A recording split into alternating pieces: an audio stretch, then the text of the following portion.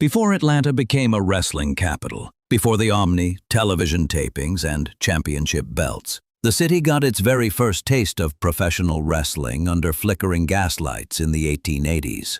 This is the story of its rise, its fall, and the controversy that almost killed it before it began.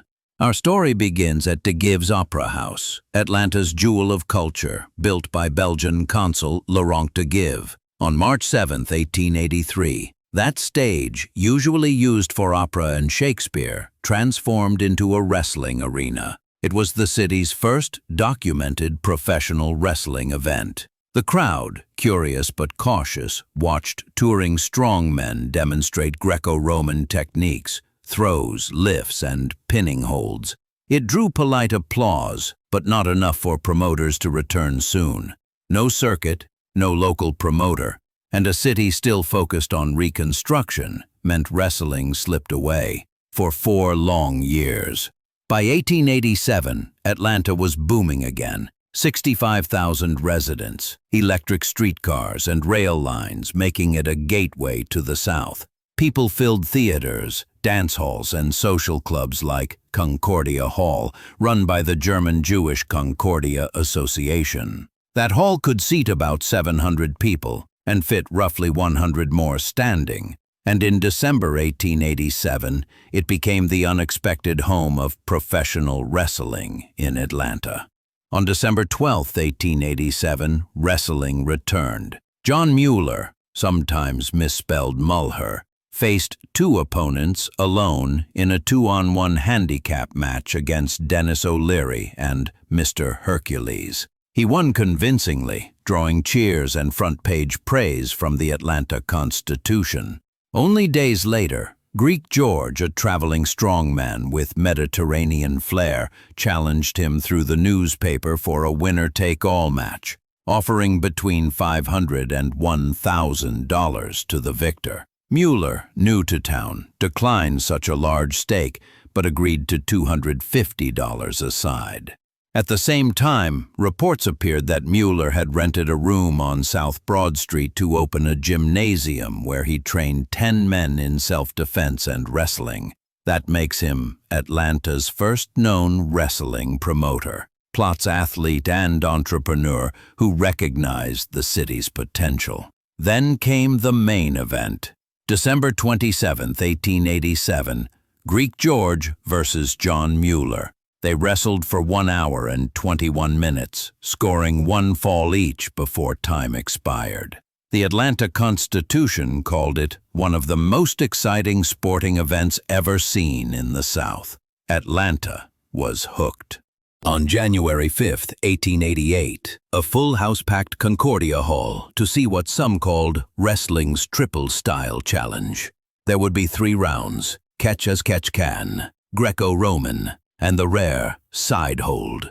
Greek George won the first fall under catch as catch can rules. Muhler evened the score with a Greco-Roman throw. Then came the deciding side hold, each man locking one arm around his opponent's trunk while holding a shared handkerchief with the other. Breaking either grip meant defeat.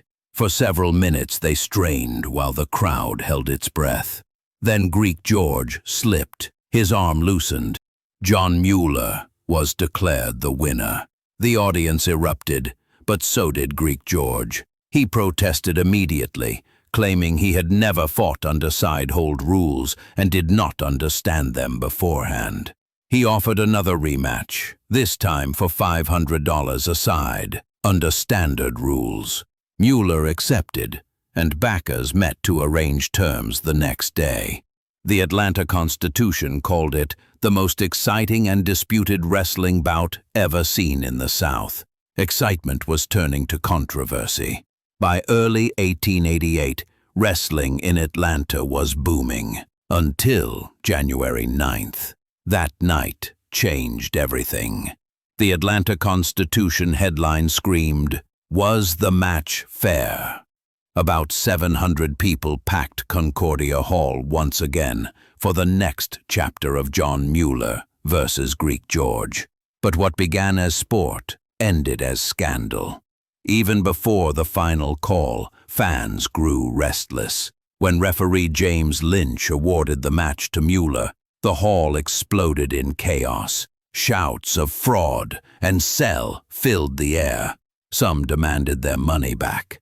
One eyewitness told the paper, "The contest was obviously arranged in advance, but understand me, I do not mean the referee or seconds were involved. They acted in good faith. Still, the damage was done. Once the whisper of a fix spread, the sport's credibility collapsed."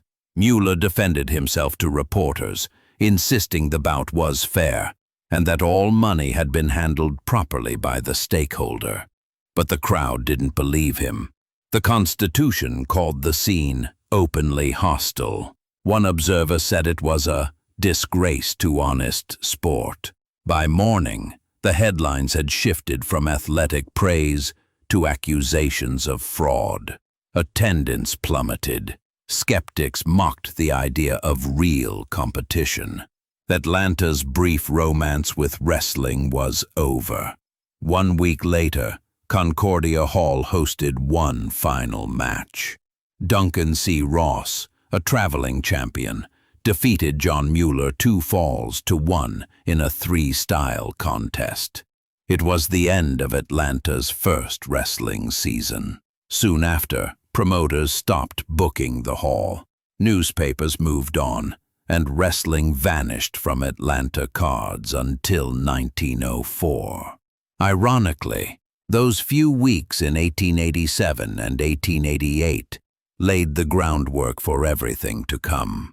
They proved that Atlanta could fill a venue for wrestling long before the era of radio, television, and the Omni Coliseum. Greek George and John Muhler put on a show that was part competition, part theater, the same blend that would one day define professional wrestling across America. So when people say wrestling didn't face claims of being worked until the 20th century, Atlanta tells a different story. It started here in 1888 when the Atlanta Constitution asked, "Was the match fair?"